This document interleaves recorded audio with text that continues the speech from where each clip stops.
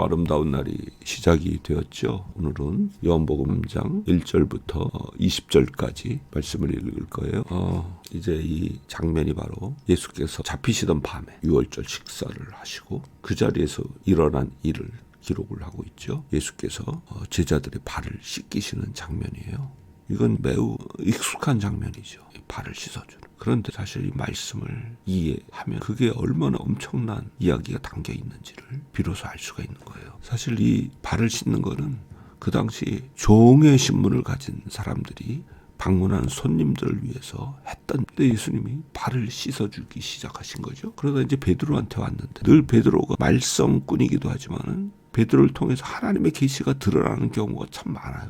이번도 그런 경우인데 처음에는 제 발은 못 씻기십니다. 이 말도 안 되죠. 어떻게 선생님이 이러세요? 이러다가 안 씻기면 상관이 없다 이러니까 그러면 발뿐만이 아니고 머리하고 손도 씻어주세요. 대단하죠. 그러니까 예수님 뭐라 그러세요? 아니 목욕한 사람은 그럴 필요가 없어. 왜냐하면 발만 씻으면 돼. 그 목욕한 사람은 완벽하게 깨끗한 거야. 갑자기 예수님의 말씀이 튀어나와요. 베드로가 아니었으면 아마 이 말씀이 우리가 읽는 성경에 기록이 안 됐겠죠. 완벽하게 깨끗하다. 목욕한 사람. 지금 예수님이 제자들한테 얘기하시는 거예요. 너희는 완벽하게 깨끗해. 발만 씻으면 돼. 발은 어차피 이 세상을 걸어 다니니까 흙이 묻고 뭐 그 당시 신발이라는 게 뻔하죠. 나이키가 있었겠어요. 멋진 구두가 있었겠어요. 발에 흙이 묻을 수밖에 없어요. 그러나 너희 몸은 깨끗해. 완벽하게 깨끗해. 자, 이게 무슨 뜻일까? 후에 제자들의 모습을 보면 완벽하게 깨끗하다고 말할 수 있나? 베드로는 예수님을 3번이나 부인했고 도망쳤죠. 십자가 못 박히시는 예수님을 가까이서 본 사람은 제자 중에 요한 한 사람이었던 것 같아요. 나머지는 다 도망가고 예수님을 버린 거죠. 근데 다 깨끗하다고 하세요. 예수님 가슴 속에 있던 정말 놀라운 진리가 흘러나온 거예요. 예수를 영접하고 믿은 사람은 목욕한 사람이에요. 완벽하게 깨끗해요. 예수님은 그걸 바라보고 있었어요. 그리고 자신이 피를 흘리심으로 그런 완벽한 깨끗함이 자신을 믿는 자들에게 온전하게 주어질 것을 아셨어요. 질문할게요. 우리는 완벽하게 깨끗한가? 속을 들여다보면 아닌 것 같죠? 뭐 이런 흠도 있고 저런 흠도 있고. 근데 예수님은 어떻게 보세요? 완벽하게 깨끗하게 보시는 거예요. 이거 정말 이해가 안 되죠. 이해가 안 되죠. 아니 어떻게 나 같은 사람은 완벽하게 깨끗하다 하시는가? 그런데 우리는 목욕한 자잖아요. 원래 깨끗하진 않았어요. 그러나 그를 믿음으로 목욕한 자가 된 거예요. 그 목욕의 실체에 대해서 히브리서는 이렇게 이야기를 하고 있어요. 잠깐 찾아볼까요? 히브리서 10장 10절.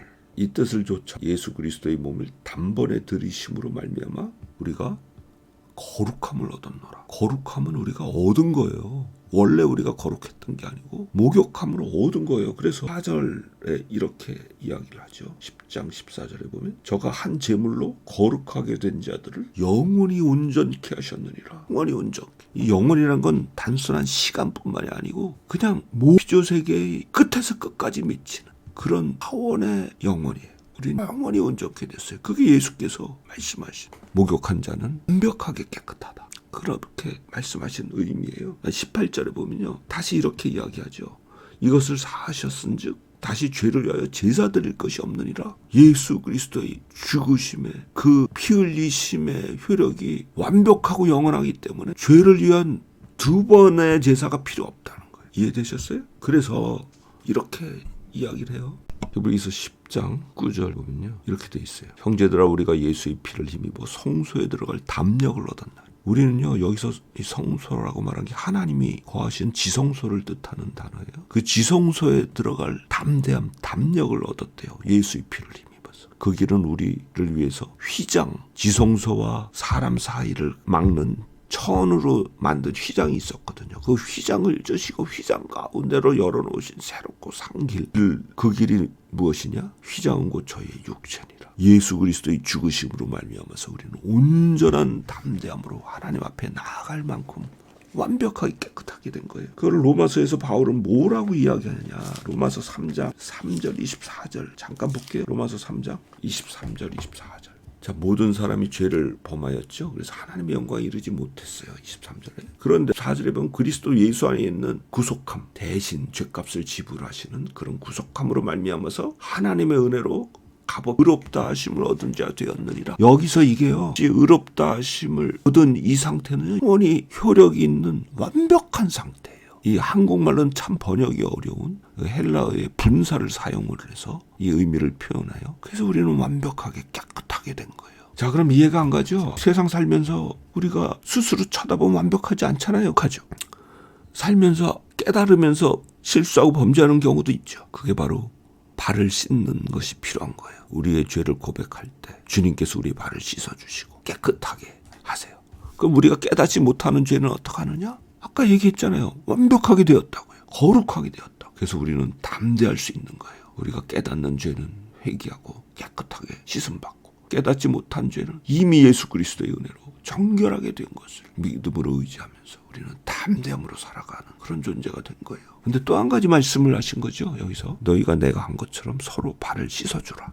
사실은 그게 이제 원래 예수께서 제자들에게 가르쳐주고 싶으셨던 거죠. 이거는 마지막에 그렇게 정리하시죠. 누구든지 나를 영접하는 자는 나 보내신 이를 영접하는 거고, 누구든지 내가 보낸 자를 영접하는 사람은 나를 영접하는 거다. 이 영접한다는 단어가 무슨 뜻이냐. 이건요, 마가복음을 찾아보면 조금 더 구체적으로 알 수가 있어요. 마가복음 9장 36절 37절을 보면요, 예수께서 어린아이 하나를 데려다가 그들 가운데 세우시고 제자들에게 말씀하셨어요. 누구든지 내 이름으로 이런 어린아이 하나를 영접하면 나를 영접하는 거다. 그리고 나를 영접하는 자는 나 보내신 이를 영접하는 거다. 이와 유사한 말씀이 여러 군데 나와요. 그러면은 그 당시 어린아이는요, 죄가 아니었어요. 왜? 아직 사람이 아니니까. 지금 우리는 이해가 안 되지만요, 로마 사회에서는 그랬어요. 근데 그런 아이를 예수님을 영접하듯이 영접하면, 받아들이면 예수님을 영접하는 거다.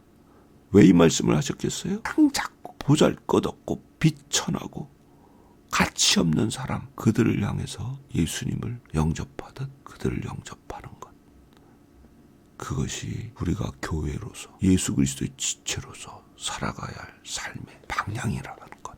그걸 예수님이 가르쳐 주신 거예요. 그게 바로 네 이웃을 내 몸과 같이 사랑하라 하신 말씀의 진짜 의미죠. 너희가 좀 그렇게 살아라 라는 거를 행동으로 보여주시면서 가르쳐.